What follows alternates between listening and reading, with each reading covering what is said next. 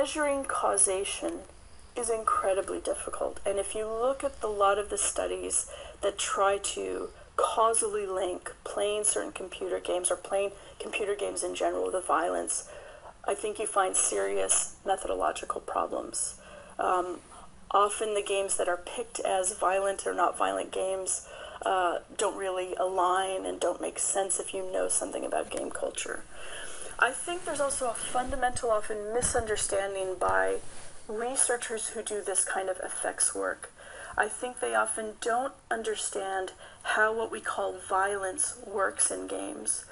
So we have to remember that video games are also abstract representational systems. So say we're in a game, say we're in a fighting game, and we're playing, and we have a complex series of moves that we're engaging in. Usually what people are focused on and what people value is not a kind of graphical representation of violence.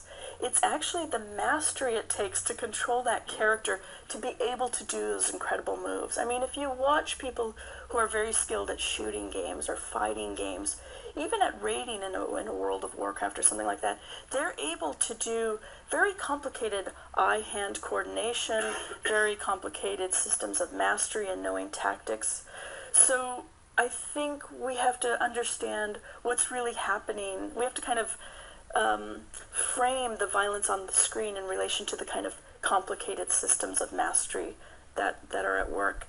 The other thing I think too is that people often don't situate violence in video games in a broader way. So think, for example, if we start thinking of computer games as sports, right?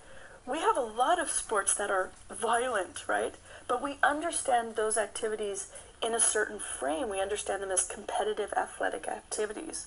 We don't write them off as violent, when in fact, actually, they're much more directly violent, right? There's actual corporal, physical bodies involved.